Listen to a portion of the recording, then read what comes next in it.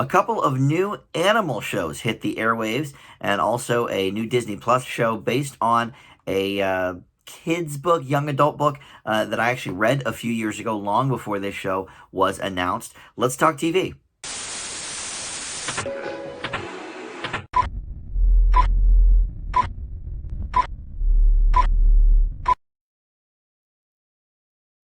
Hey guys, Dan here. This is Dan Reviews It, and welcome to TV news and reviews for the week. Actually, it's been about a week and a half since we last had a TV news and reviews. I was going to hit this before I went on vacation. Didn't get to do that, so these shows are about 8 or 9 days old in my mind, and some of that will determine how memorable they are. As we get into this. But first, let's talk about the news. Not a ton right now, because of course it's summertime season, so networks are, they're still around and shuffling their pilots and stuff like that, but not a ton of news to talk about. So let's get right into it. I have no series renewals for you right now, but some series endings. Most notably, I think, is Lovecraft Country. So this was slated to be just kind of a limited series anyway, but I think the option was always there for a second season if it did well, which it did. So I'm not quite sure what exactly happened over at HBO, but Lovecraft Country Supremacy was going to be the name of season 2 if it got one. But it will now retain its limited run status. It will not be an official series. And then over on Netflix, they've canceled 5 new shows that, for the most part, only had one season. There's a couple of multi-seasoners in there, but not many. So Netflix has canceled Cursed, which I thought was okay. They canceled The Crew, which is the Kevin James sitcom where he owns like the NASCAR pit crew team. I thought that was very funny. I actually binged the whole series. It was 8 or 10 episodes, but I binged the whole thing over 1 week, which I don't normally do. Usually I will watch the 2 or 3 episodes that I am, doing the review for, and then it sort of sits, on a shelf for months or maybe a year until I've caught up on some other shows. But I don't know, Kevin James, he is comfort food for me. I hate his movies. And I did not like Kevin Can Wait, his TV show, but King of Queens for me is a huge comfort show. In fact, when I was on vacation, TV Land runs 4-hour blocks of King of Queens every night, and I watched like 2 or 3 nights. I watched just multiple episodes of King of Queens. It makes me laugh, and this show, The Crew, reminded me a lot of King of Queens. Unfortunately, we're only going to get one season, and it did leave on a cliffhanger, like a lot of Netflix shows do, so that's out. However, Kevin James did score a deal with Netflix in the process to produce and star in a single-camera comedy, which he's never done, so that could prove interesting. I don't know. Country Comfort is also out at Netflix after 1 season. Hated this show. I gave it like a D or a D+. Very bad, very generic. And then a couple that have gone longer than 1 season. Mr. Iglesias is out, which had 2 seasons but 3 different parts. They dropped episodes in 3 chunks, but it was officially 2 seasons. But that was out. I didn't watch that, but I heard it was pretty funny. Some people in my family enjoy it. And then Bonding after 2 seasons. This premiered in early 2019 for season 1, so I didn't get to review it because I started this show in the fall of 2019, and then season 2 hit, I guess, earlier this year, but they decided not to go forward with those. So 5 shows at Netflix canceled. They're really, gloom and doom over there. And in casting news, we have Nick Offerman is going to join the cast of Amazon's A League of Their Own. He's going to play Casey Dove Porter, who is basically the Jimmy Dugan type character of this show. Because it's going to be sort of based on the movie, obviously, but I think more based on the female league in general. Because you have, not Jimmy Dugan, you have, Casey Porter instead. So, the archetypes are still going to be there, but he's basically stepping in for that Tom Hanks type role from the movie. Love him, so that should be interesting. Meghan McCain leaving The View after several years. She joined in 2017, so she will not be returning in the fall. They do have a few weeks left, though, of new episodes. They run basically through July and then take August and like the first half of September off and then return for their fall lineup. But She's the only conservative on the show. Usually they have like that one conservative. It was the gal from Survivor for a little while. I forget what her name is now. But Meghan McCain has sort of been that voice for them for several years now. So I assume they'll find another conservative blonde, maybe Megyn Kelly or something can join up. And then for Marvelous Mrs. Maisel, I love this show. I'm very, very much anticipating season 4, but we can look forward to 2 alums from Gilmore Girls joining. Now, this is, of course, created by Amy Sherman Palladino, who co-created Gilmore Girls, so obviously there's a connection there. But Kelly Bishop, who played Lorelai's mother on the show, and then Milo Ventimiglia, who, of course, we know him from many things, but one of his earliest roles was in Gilmore Girls as one of the boyfriends. So they will both be joining season 4 in guest roles. They're not going to be permanent, but, sometimes they have, these quote-unquote guest roles on Mrs. Maisel sometimes will be 3 or 4 episodes. Jane Lynch probably counts as a guest, and she's done several of the episodes in the last couple of seasons. So, love Mrs. Maisel. It was, I think, my number 2 show of the decade for sitcoms. Now, that was before I watched Schitt's Creek, so, everything kind of bumps down the list at least one for that one. But anyway, love Mrs. Maisel. So, season 4 coming at some point, I guess, in 2022. I don't even think they've started filming it yet. So I'm not sure when we can look for that, but probably next year. And then in reboots and spinoffs, Interview with the Vampire series is official at AMC. I think maybe we talked about this when it was sort of a seedling of an idea like a year ago, but it is now going forward with a full 8 episodes at AMC. They made a deal, the network did, for 18 Anne Rice titles back in 2020. So they can add at any point to this the vampire universe. I don't know if all of her books are vampire based, but Interview with the Vampire, I think, is based on a book that's not called that. I'm not a huge reader, so maybe I'm wrong on that, but I thought it was based on a book called The Vampire Lestat. So maybe Interview with the Vampire will combine sort of elements from several different books in the Lestat series. I don't know, but anyway, if you're a fan of that movie or if you like those Anne Rice novels, you can look forward to that coming at some point, probably next year. And then the big news was this Winchester's show in development at the CW from Jensen Ackles and his wife and former Supernatural co-star Danielle Ackles, I guess. I don't watch Supernatural anymore. I did for like 2 years, and then I was like, all right, enough of this. And then it ran for the next, 13, 14 years after that. But one of the longest running primetime shows in history, really, at this point. Supernatural ran for a long, long time. Just wrapped up in the fall of 2020, because it would have been in the spring of 2020, but it got postponed, and they wanted to give it a proper send-off. But this created a whole buzz because... so Dean, the character of Dean, played by Jensen Ackles, he's going to narrate, and the show is going to be about Sam and Dean's parents when they were, I guess, meeting or whatever. Which in the show was, I know the dad was played by Jeffrey Dean Morgan. I remember that. I don't know who the mom was played by, but this created a big stir because Jared Padalecki apparently knew nothing of this, was not, apprised of this, and sort of felt very slighted. In fact, the term he used was gutted on his Twitter when this was announced that, he was not a part of this.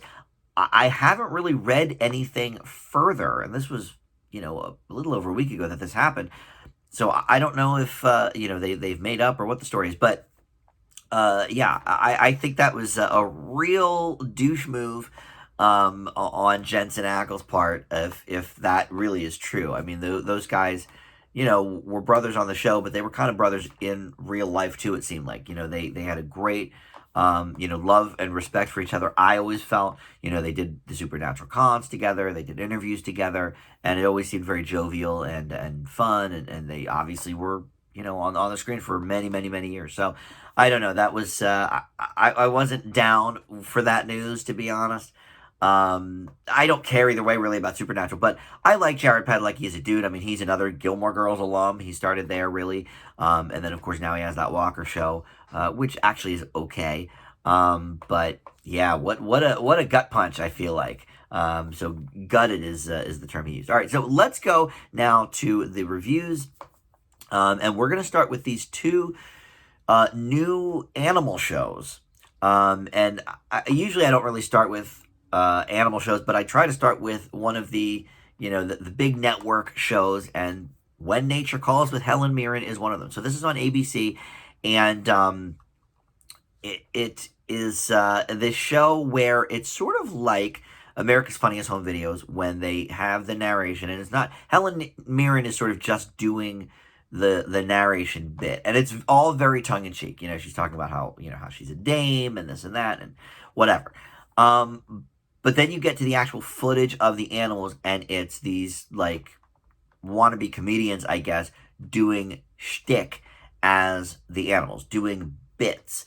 And I saw the commercial for this. I've been watching a lot of ABC because I really like their game shows, and I've been watching their game shows live a lot of the times during the summer. So I had been seeing a lot of ads for this show, and none of it looked funny. It all looked very stupid. And when I watched it, I was proven absolutely correct on that.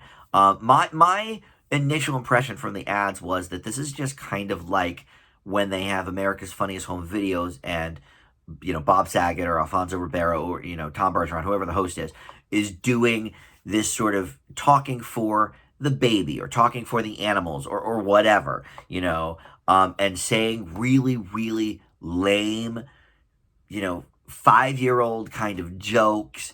And that's exactly what this show is. I have not watched America's Funniest Home Videos for probably close to 30 years. I mean, it's been on a long time. I think it started in maybe 89 or 90. And I haven't watched it since like season 2 because it's just, to me, that kind of stuff isn't funny. Let the videos speak for themselves. He gets hit in the crotch. That's funny, whatever. The kid, fell off the swing set, because he was going too high. But, nobody gets hurt, whatever. But then when you add the hokey, jokey style of narration to those clips, it just is infuriating. It makes them, to me, it makes the clips instantly unfunny. And look, obviously, I'm maybe in a minority there because America's Funniest Home Videos is, at this point, a staple. I mean, it's an American institution. ABC's run it for so long. And look, that's fine. People obviously enjoy the show. But for me, that's by far the worst part, is the overdubbed narration from the hosts. And that's exactly what this is, except instead of a host, because Helen Mirren doesn't really do the shtick, but they do have her say, some kind of corny and pithy things. But, it's these wannabe comedians doing different, accents or dialogue or whatever. And here's what's most frustrating about this, is that the nature footage is actually really compelling. It's really cool and nice. And look, I've been doing a lot of old Disney movies, plug for my other series, Dan Does Disney, on this channel. I've been watching a lot of the Disney nature films, which back then were called True Life Adventures, from the 1950s. And the footage has been great. I've been seeing all this really cool footage, and a lot of it still holds up because, they're not, for the most part, doing jokes. It's just kind of straight ahead. Here's what this animal does, or whatever. And, animals don't change much from decade to decade, so a lot of that stuff still holds up. But this is so corny over top of really, really great footage.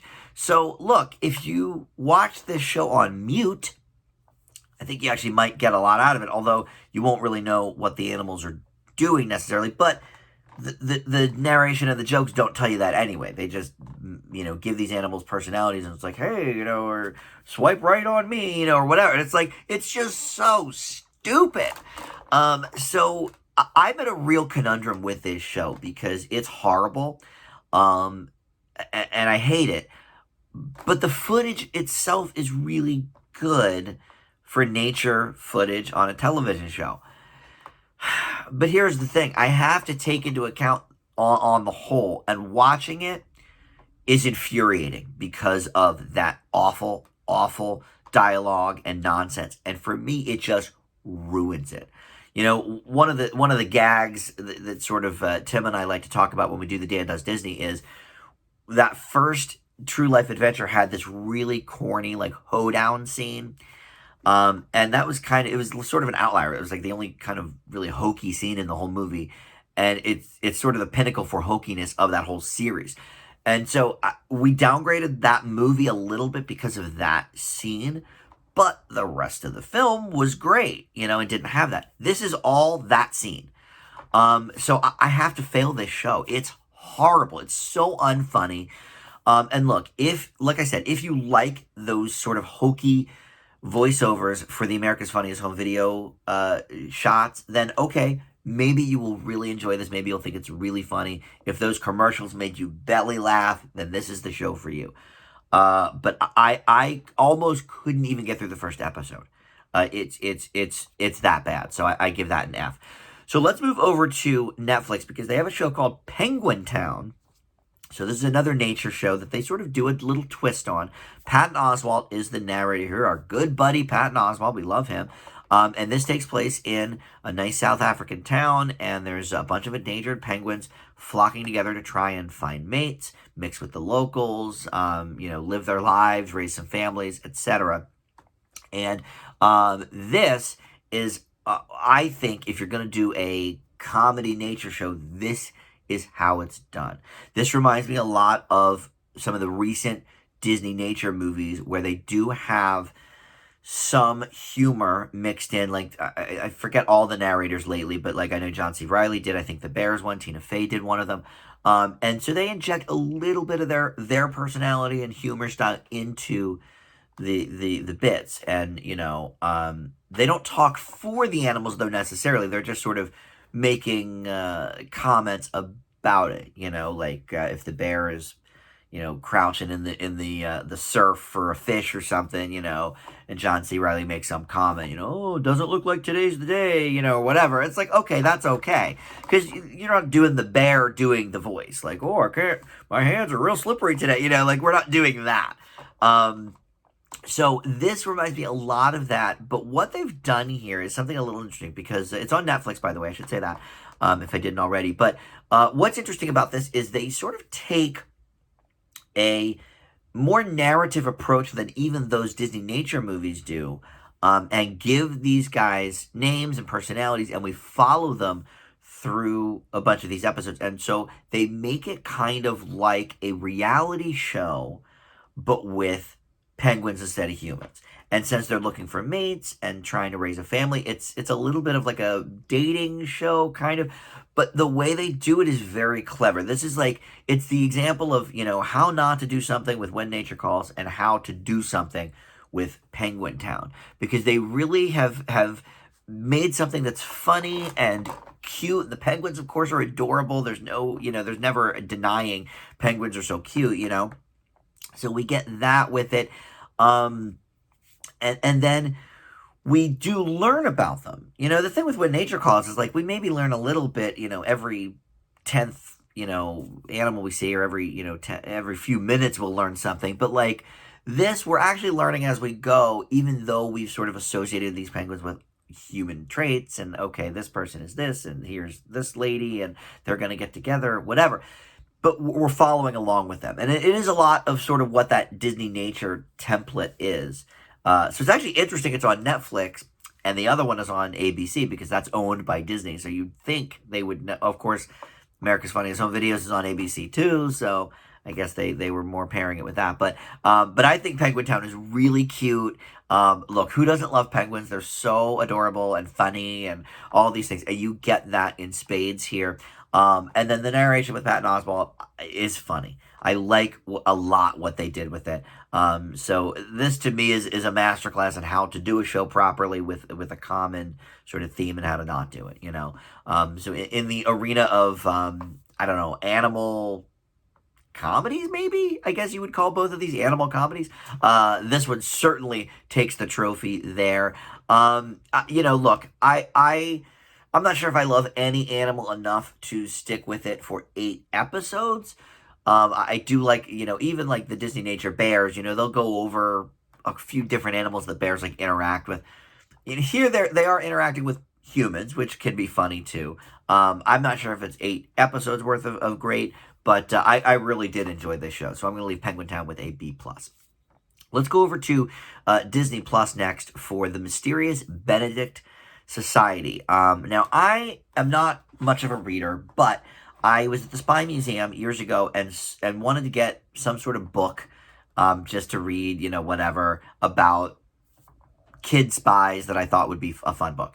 So I found this one. I'm not sure if you would call it a young adult book. It's almost maybe younger than that. I would say it's like middle school age. It's probably for tweens or something. But I got some enjoyment out of the book, and then it's a whole series of books. I think there's 5 or 6 total. But when I heard this was turned into a Disney show, I was like, okay, this will be really cool. And then I started hearing some of the actors involved. Tony Hale plays Mr. Benedict, who is the head of the society. And then Christian Shaw is in it, who plays number 2, who is one of Benedict's associates. Love both of those people. And then the kids, are relatively unknown. Don't really know them. But so Disney Plus put 2 episodes up at the start. And at this point now, like I said, I watched this like a week and a half ago. At this point, I think there's 4 probably that are up because it goes every Friday. But so the basic premise is that there's this big, global emergency. The economy is tanking, and so Mr. Benedict, played here, like I said, by Tony Hale, who is talented. He's clever. He created this society, this mysterious Benedict society. So he's recruiting these kids for dangerous missions to actually infiltrate what's called the Institute.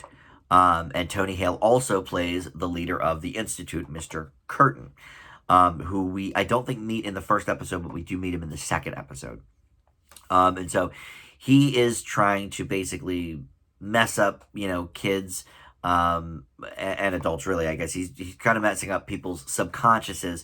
So he's able to get his little ideas in there. So they need to stop him from trying to take over the world, essentially, with his sort of mind control stuff.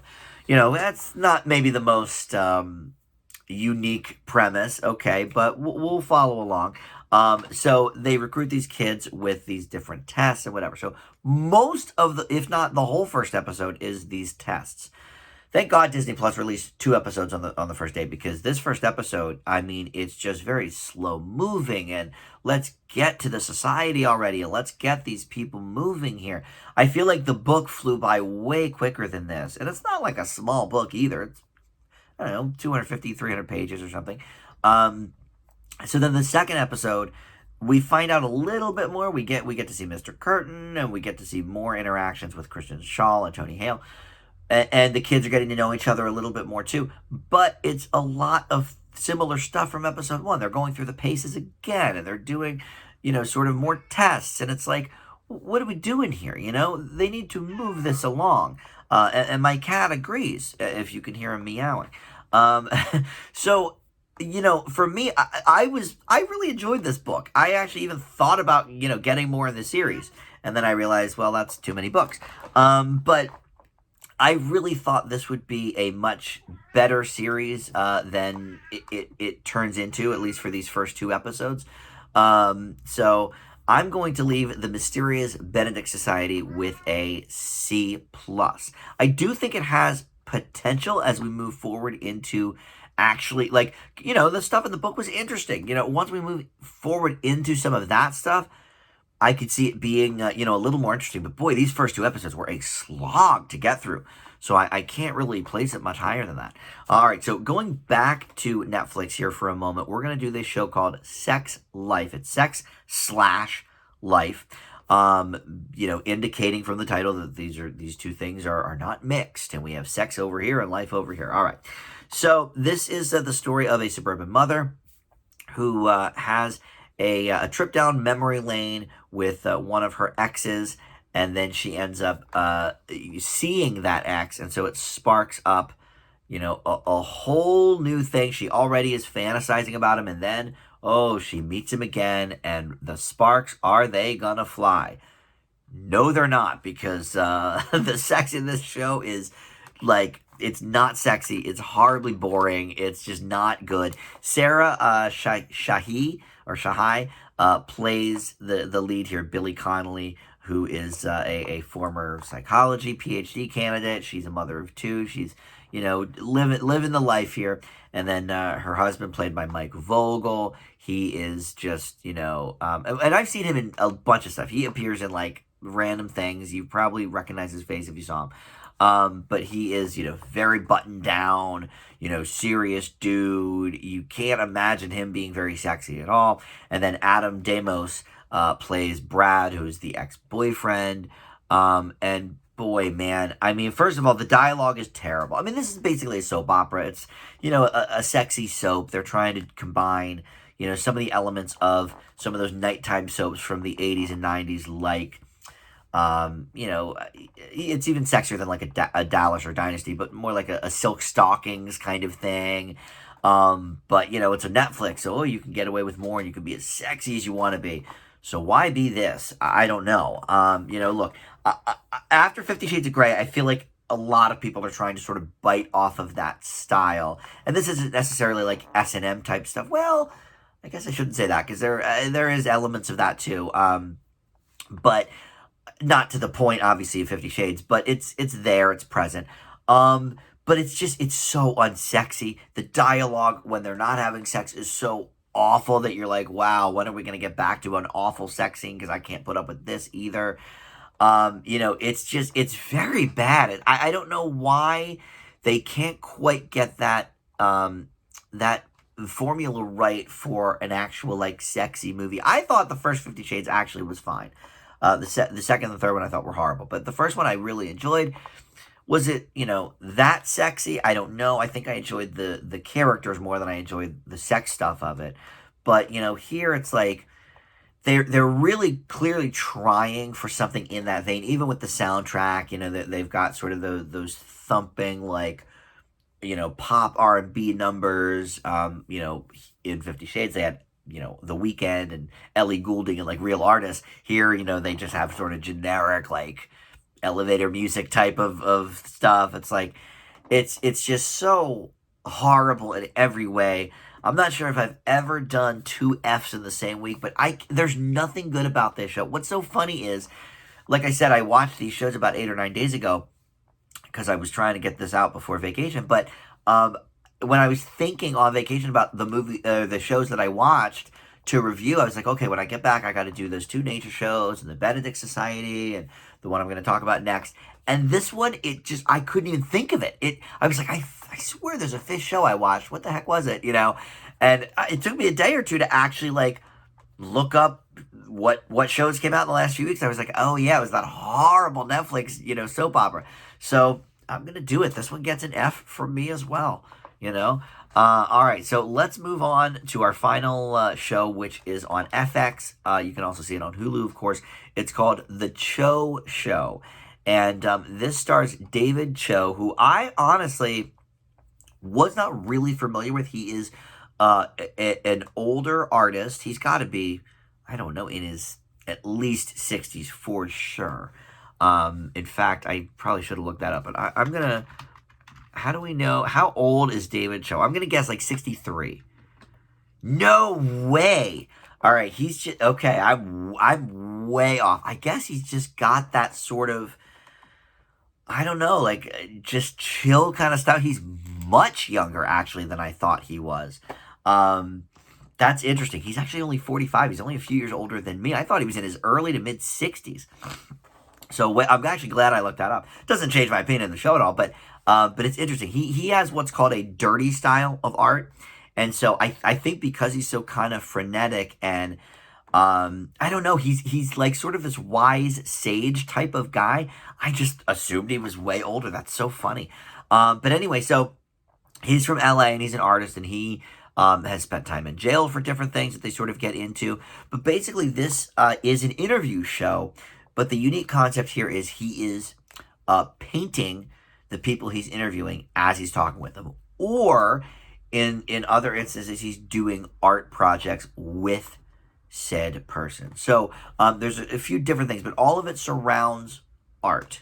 That's sort of the theme of this. And I watched the first 3 of these, and what's interesting is he actually goes sort of back and forth with some of the interviews. Like Rainn Wilson, for example, features in all three of those first three episodes, even though he's only interviewed in one of them.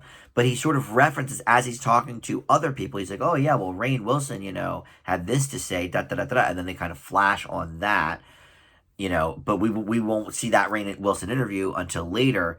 And then when we do see it, they don't repeat that part that they already showed us. So it's very interesting in its premise, and it's very kind of artful in its style because of that, And that makes sense with this dude.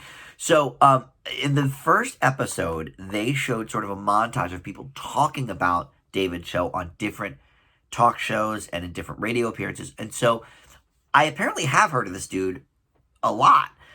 Because like one of the clips they showed was Aubrey Plaza from Conan, and I watch every episode of Conan, so I certainly saw that interview. And then a couple other people that I was like, oh, I feel like I maybe did see that interview. So I have heard of this dude, I just didn't realize it. But he, has done some hard time because of different things, I guess. They don't really get into all of that, but it's more about where he is now in life and his, his association with his art and his family and this and that. And so in the first episode, they talked to people that I'm not really that into. Kat Von D was one of them. I had heard of her, of course. But the other person he interviewed, I didn't even know who that was. And then we see Rainn Wilson and Will Arnett in a couple of other episodes that I watched. So, but each episode has several people that he interviews, 2 to 3 people. So each segment with them isn't more than maybe 5, 6, 7 minutes. But he really gets into some deep stuff with them. People are crying and it's very, very, and even Will Arnett, who's usually, really silly. And now I listen to his podcast, Smartless, with Jason Bateman and Sean Hayes, and it's a comedy podcast. And so they're all sort of riffing off each other and riffing with the guests. But there are moments of like really serious, Will Arnett, if he's talking about his kids, for example, like there's some real, kind of tender moments there as well, even amidst the comedy. And we get that here too. David Choe has this way, apparently, of just kind of bringing things out of people, because of his calming nature. And like I said, he's kind of like a wise sage, which is, I guess, why I thought, he was so much older than he really is. Because I can't imagine being that wise, and he's only 2 years older than me. But I liked this. This is an interesting interview show. I can't say that all the pieces quite blended together. I think it's a little too frantic. I would have maybe preferred just one interview per, so we could even dive deeper into these people and maybe explore his art a little more in association with the people. I would have liked that. And then also he does these like reenactments that I didn't really care for. Like Rainn Wilson at one point was, I think, was he playing David Choe's mom or something? Like they had, they put a wig on him, and so they had them do these like interactive sort of role playing. I didn't really care for that, but I think the concept is really cool. I think it's a very, very interesting show. So I'm going to leave the Choe Show with a B. All right, so that's going to do it. Just those 5 this week, kind of short and sweet, which I sort of knew it would be because I didn't think any of these I needed to delve super far into. And then, of course, we didn't have a lot of news either. So since I've been back from vacation, there's probably 2 weeks worth of shows to cover. So I know there's the new Monsters, Inc. show on Disney Plus that just dropped recently. And there's a bunch of other things. Gossip Girl on HBO Max, that new revival. So we'll get to all of it here in the coming weeks, I'm sure. And then, some other new stuff. But that will do it for now. Thanks so much for watching, and we'll see you next time. Bye.